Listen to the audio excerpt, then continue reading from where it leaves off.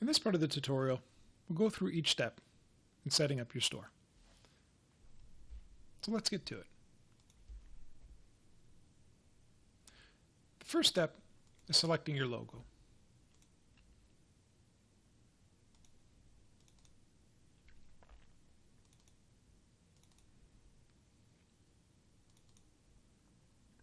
So simply upload your logo from your computer system. Add a title, add an alternative text here for it.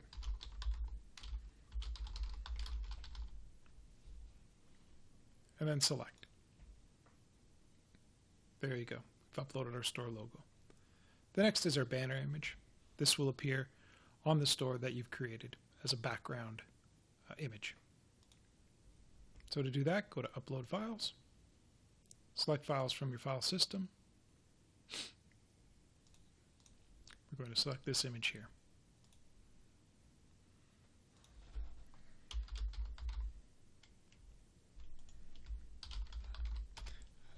Add an alt text title.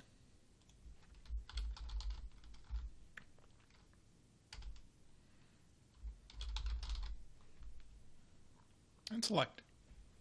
There we go. We've got our store logo and our banner image uploaded. The remainder of the data should be captured from the registration portion, but just go through it and make sure that everything looks correct. The store name is the store name you want.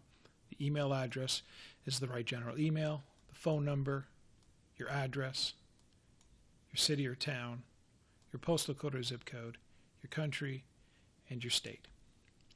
The final part here is the paragraph. This is just a shop description. Tell visitors a little bit about what you do. Here we prepared a description, so we'll simply just copy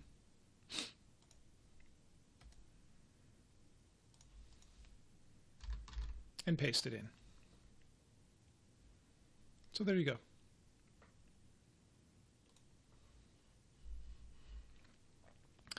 The next step in the store setup is your payment setup. Very straightforward. In this instance, we accept PayPal. So your PayPal email address.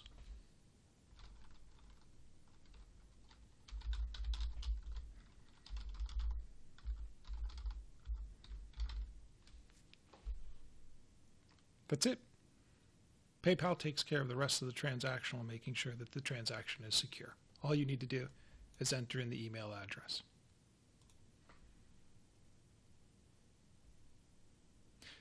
Your policy setup. This should be in the event that one of your customers wants to return a product or shipping the product to that customer. The policy tab, a variety of options you can add here. If it's a physical product, you could write a physical or virtual, downloadable. But for our case, we're going to put for physical products, for all products. That'll be shipped. In terms of the shipping policy,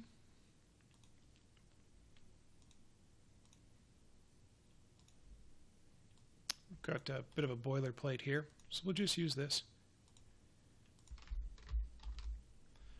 So essentially what we're indicating to our clients is who we may be shipping the product through, that we will also try to find the most economical method to ship it to them, if there is any free shipping, what that will entail, and basically other forms of shipping methods that may take place. We also indicate to the customer where the product's going to be shipped from.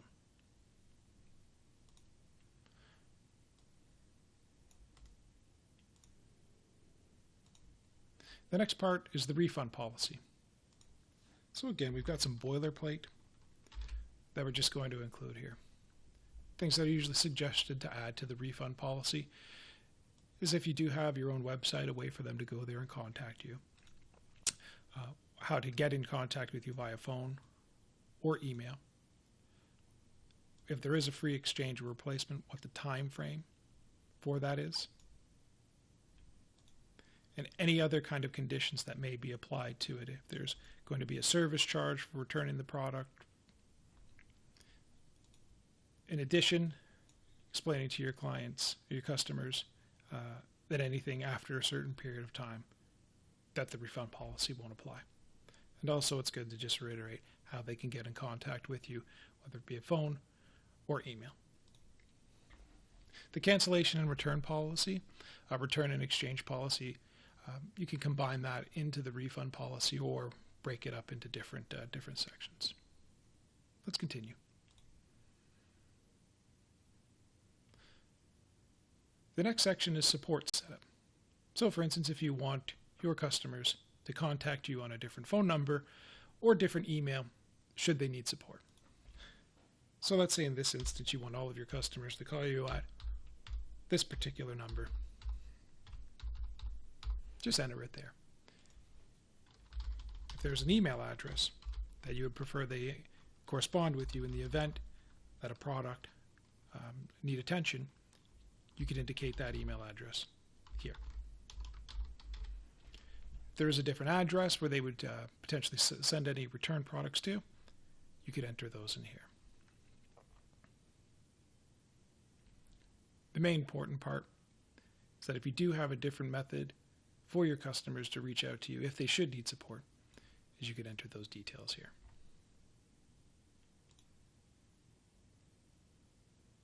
The next stage is store SEO setup. This might be a little more for the advanced users. So we'll address this in a future tutorial.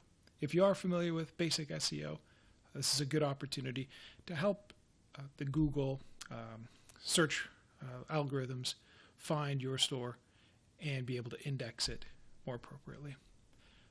Again, if you want to set up any information about your Facebook, your Twitter, you can do that here. But we'll skip that for this tutorial. What you can do is set up any of your social media for your store. So simply go to your Twitter, Facebook, or Instagram page and copy and paste the URL for your page into these sections. So for Twitter, Facebook, and so on. That's it. We're done. We've successfully created your store. Let's go to the dashboard and take a look how we actually add products.